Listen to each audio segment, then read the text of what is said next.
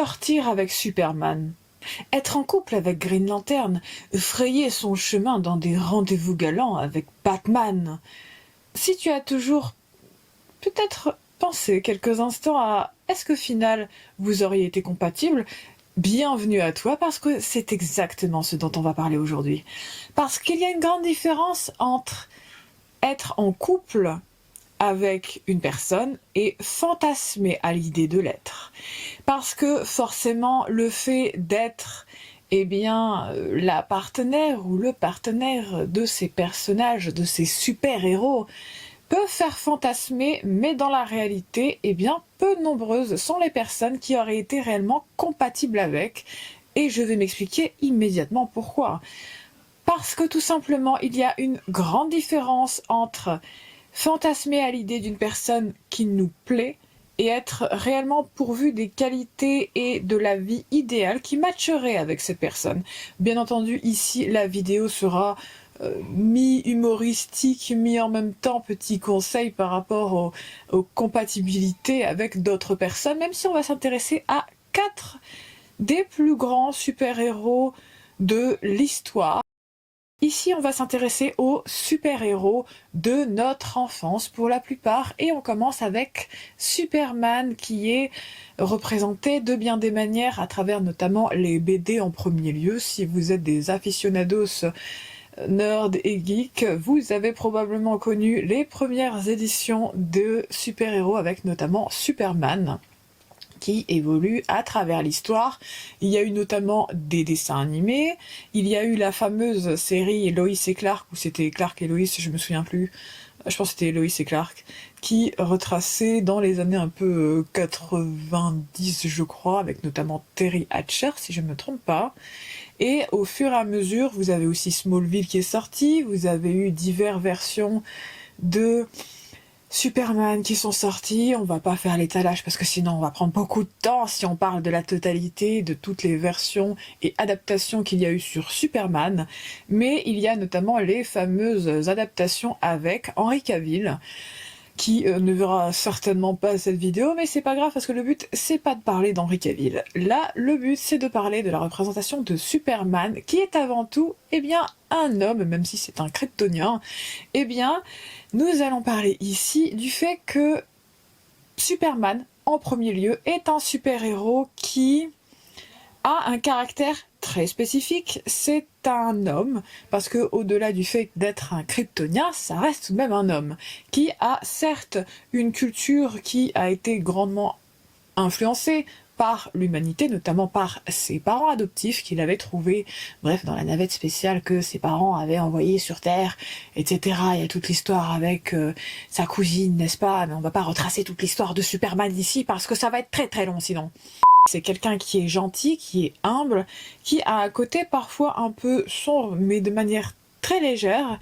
C'est quelqu'un qui est vraiment dans le don de soi, on peut même parler d'abnégation. Vous me diriez qu'il est poisson, que je comprendrai tout de suite.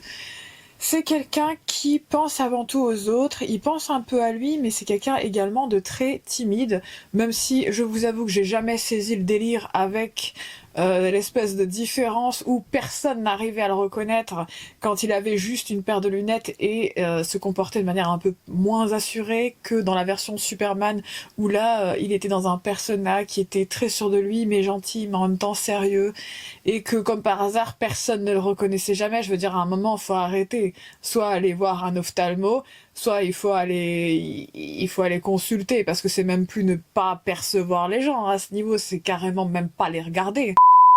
Quand on connaît l'histoire de Superman, on comprend que non, toute personne ne sera pas du tout compatible avec lui. Pas parce qu'il est parfait, mais parce que justement, c'est un homme qui a des traits de caractère très précis, mais qui a aussi une histoire et une vie qui ne peut pas être compatible avec tout le monde.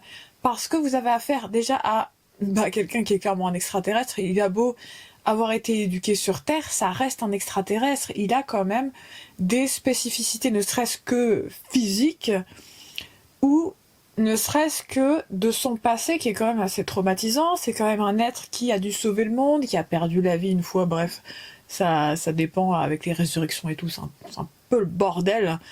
dans l'histoire de Superman, c'est quelqu'un qui affronte le danger quotidiennement, qui a une histoire et des ennemis très nombreux, qui a un passé très lourd, qui également a des traumatismes, qui a un vécu tellement lourd et sombre de bien des manières, même si c'est lumineux d'un côté parce qu'il sauve des personnes. Mais quand vous êtes face à Superman, vous êtes face à un homme qui a un vécu si significatif et marquant que ce n'est pas pour tout le monde. On ne peut pas être compatible et être la partenaire de Superman juste parce qu'on fantasme à l'idée d'avoir quelqu'un d'extrêmement protecteur avec vous.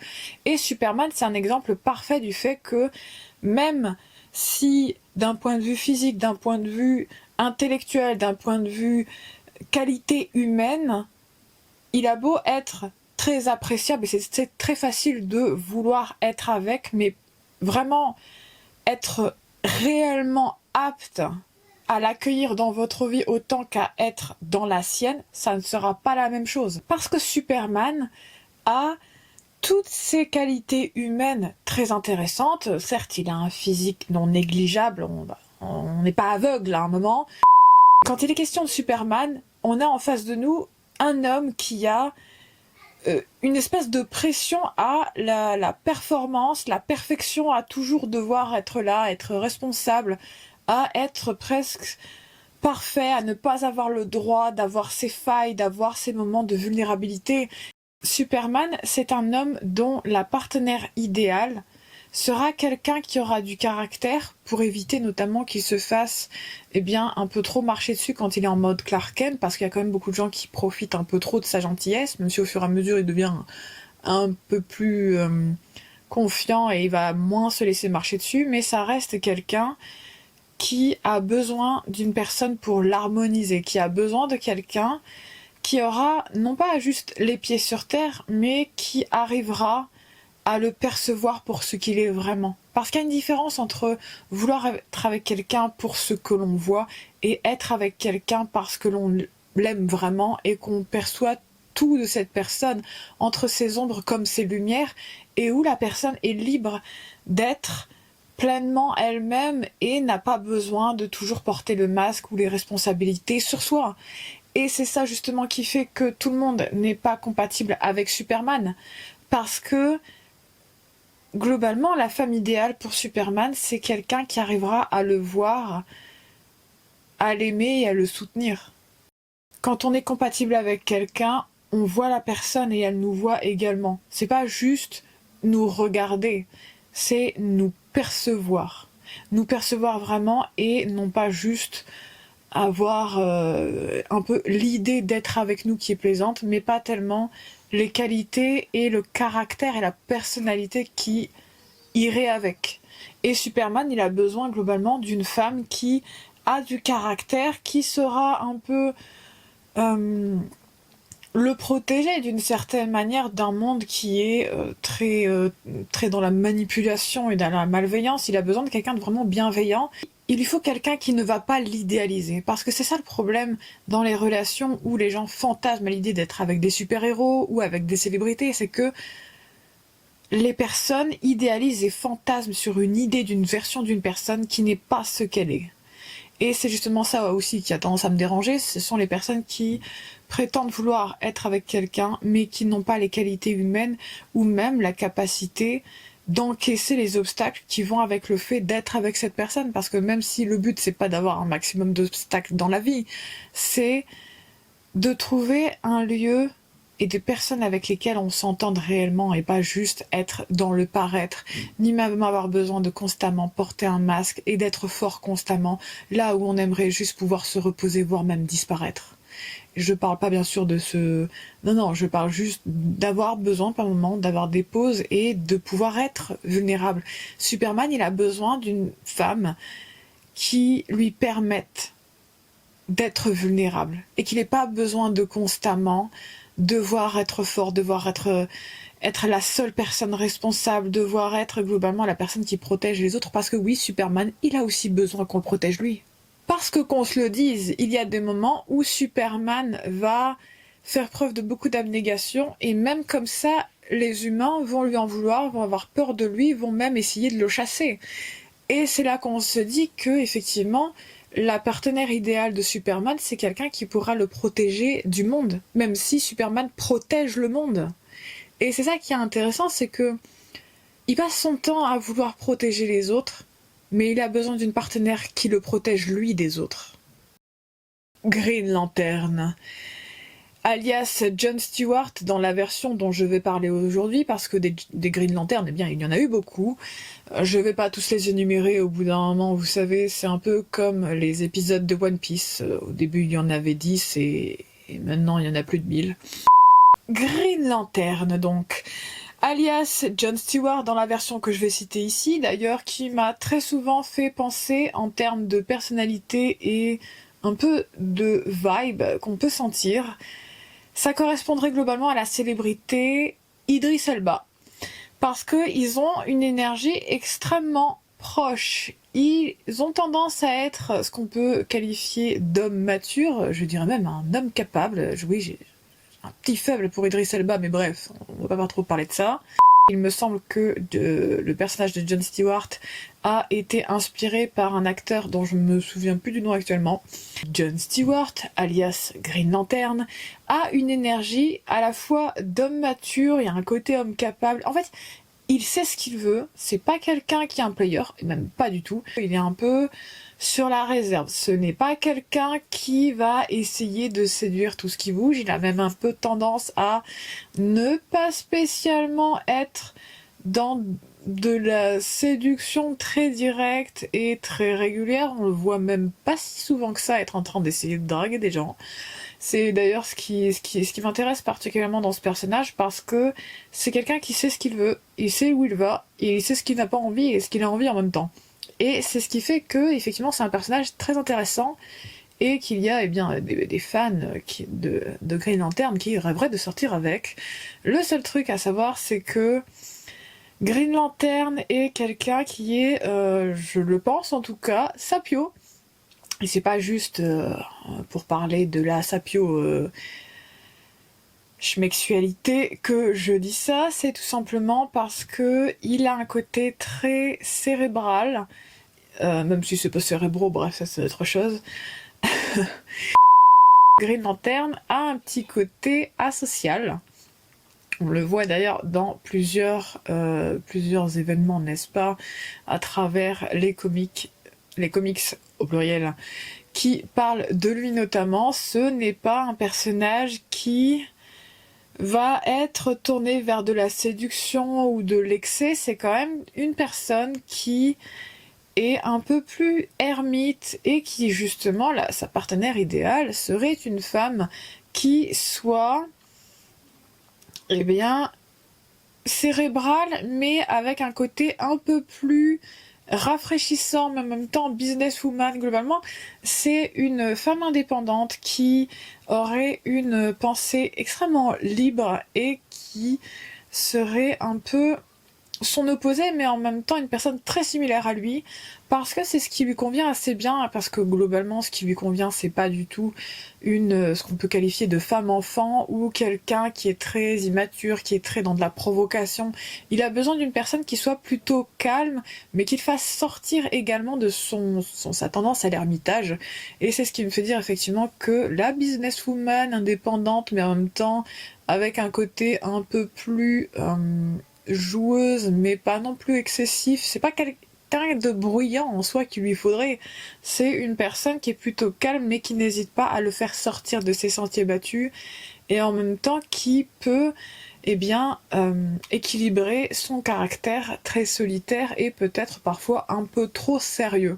Si vous n'êtes pas encore abonné, je vous invite à le faire dès à présent. N'oubliez pas de liker la vidéo et de la commenter, notamment sur quel est votre super-héros préféré, et notamment celui que vous vouliez emmener en date secrètement.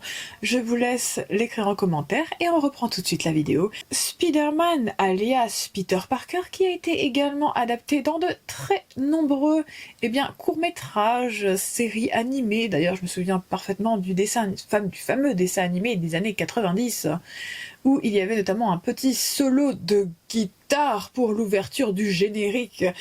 générique emblématique de l'époque, n'est-ce pas, autant presque que le générique de Batman de la même période, ou même de Superman, des génériques qui d'ailleurs ont marqué beaucoup d'entre nous. Bref, on va pas trop parler du générique parce que je pourrais parler de beaucoup de bandes son, de beaucoup de films, séries et télé et dessins animés différents, mais bon, la vidéo risque d'être un petit peu longue, n'est-ce pas?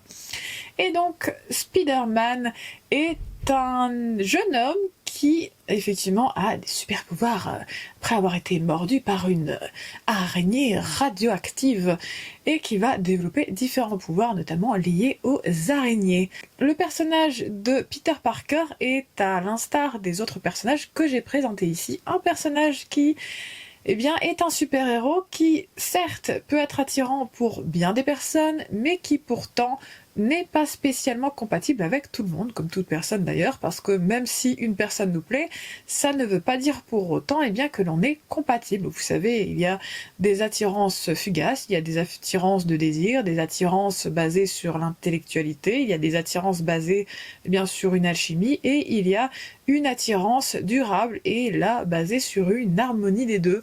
Et c'est ce qui fait la différence, parce que notamment, et j'en ai parlé par rapport à Superman, Green Lantern et également à présent Spider-Man, c'est un personnage qui certes a des qualités très intéressantes, il a un côté espiègle, il a un côté très, très juvénile, très intellectuel, il a quand même acquis beaucoup de pouvoir également, il est plutôt plaisant, et il y a des qualités qui fait que beaucoup de personnes sont attirées par lui et rêveraient de sortir avec et de le date.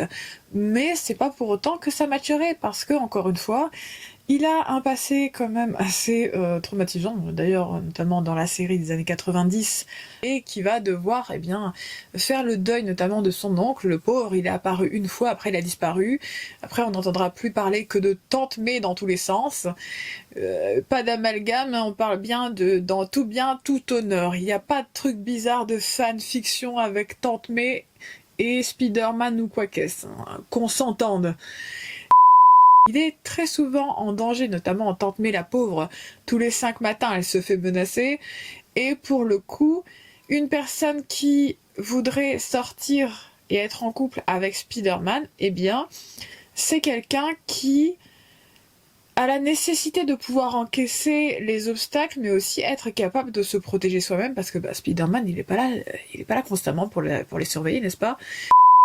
La personne compatible avec Spider-Man, c'est quelqu'un qui allie force et douceur, qui est vraiment dans un équilibre, et par exemple, Mary Jane pourrait presque être compatible avec lui, mais elle ne l'est pas. En fait, c'est le cas que j'appelle souvent c'est presque ça, mais c'est pas ça. On a en face Peter Parker et Mary Jane qui sont presque compatibles, mais qui ne le sont pas parce que Mary Jane, elle a un côté un peu trop piquant. Elle a un côté un peu trop brut de décoffrage d'une certaine manière, parce qu'il y a des moments en fait c'est un peu trop. Et il n'y a pas de mal à être comme ça, mais si on a en face de soi quelqu'un qui a un certain répondant et surtout qui va réussir à suivre avec ce qu'on demande. Même si Peter Parker a tendance à être un peu dans une énergie juvénile, très espiègle, mais en même temps très sérieux, c'est quelqu'un qui a aussi tendance à devoir se battre avec ses propres démons, notamment avec Venom. Il y a eu des films et tout sur Venom, mais on va pas parler de Venom aujourd'hui. Et qui fait que c'est quelqu'un qui est vraiment dans une dualité et qui a besoin que sa partenaire soit apte à réellement lui faire face et réussisse à calmer d'une certaine manière ses démons, même si normalement on est responsable de calmer nos propres démons. On n'est pas censé forcer l'autre à tenir la responsabilité et à être totalement responsable pour nos propres actions et nous protéger de nous-mêmes. On est censé devoir se gérer soi-même et pas attendre que l'autre le fasse. Et dans le cas de Mary Jane et Peter Parker, notamment avec le cas Venom, on est en face d'une situation avec un couple qui va s'entendre jusqu'à un certain point, mais ne finira pas ensemble. C'est d'ailleurs ce que je pense par rapport à les les partenaires qui ont été donnés et affiliés aux super-héros dans de très nombreux films adaptations ou même l'histoire de base. Par exemple, Superman et Lois Lane, c'est presque ça, mais c'est pas ça. En fait, on le sent que ils peuvent s'entendre, mais c'est pas ça. Il y a une espèce de distanciation, il y a un rapprochement, il y a une distanciation. En fait, j'ai l'impression que c'est un peu fuis-moi, je te fuis, fuis-moi, je te suis, etc. Ce qui gave. Et c'est... On voit qu'il y a une alchimie, mais on sait très bien que ça finira pas ensemble. Batman est l'un des seuls personnages que je cite dans cette vidéo, qui est un super-héros, mais qui n'a pas de pouvoir, comme je l'ai dit, qui est le seul à être un player. C'est le seul qui va enchaîner les relations, qui va sortir avec des personnes, globalement, que ce soit des top modèles, des personnes qui sont des diplomates. Il va sortir globalement avec toute la ville de Gotham, n'est-ce pas? Et la partenaire idéale, d'un point de vue personnel, pour Batman, c'est Catwoman. Ça reste une partenaire idéale pour lui parce qu'elle coupe à la fois le côté curiosité, le côté osant, et en même temps un côté très intellectuel, parce qu'elle est très intelligente, Catwoman, et elle a ce côté toujours dans une espèce de renaissance. Oui, quand on sait ça, comment elle a fini, oui, tu vois pourquoi. Et pour le coup, elle a ce côté toujours dans le renouveau. Et c'est ce qui va très bien pour une partenaire compatible avec Batman. C'est quelqu'un qui est tout le temps dans le renouveau parce qu'il est lui-même quelqu'un qui est dans la technologie, qui a envie constamment de faire des travaux et des projets dans l'innovation. Et c'est ce qui fait que c'est sa partenaire idéale, Catwoman, ou une personne qui a un peu dans cette énergie de femme fatale et en même temps très créative, très portée vers l'innovation.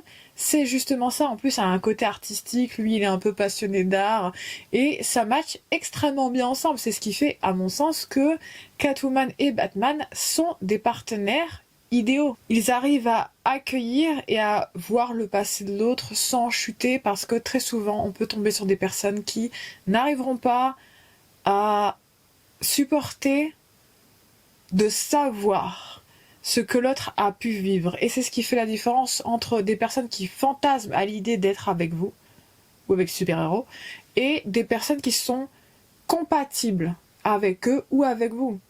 Parce qu'il y a une différence vraiment très notable entre l'idée de sortir avec quelqu'un, l'idée même de quelqu'un, parce que très souvent, il y a des personnes qui n'arrivent à voir les autres que à travers un certain optique et n'arrivent pas à s'en sortir et ne voient que le côté perfection, le côté l'idée reçue, le fantasme de ce qu'est la personne, et ils ne voient pas la personne pour ce qu'elle est vraiment.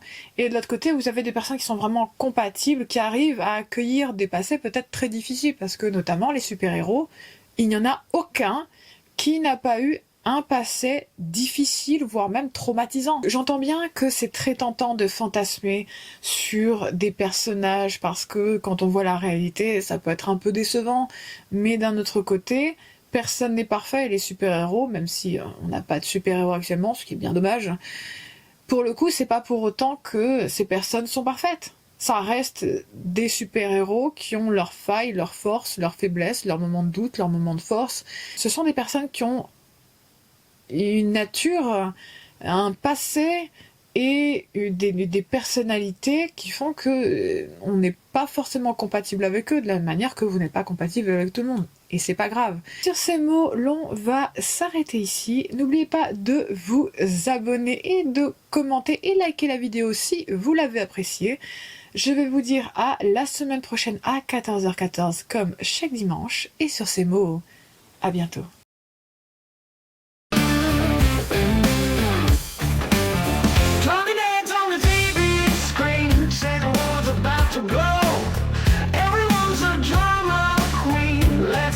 Show. Press the button, stop the chatter, let's see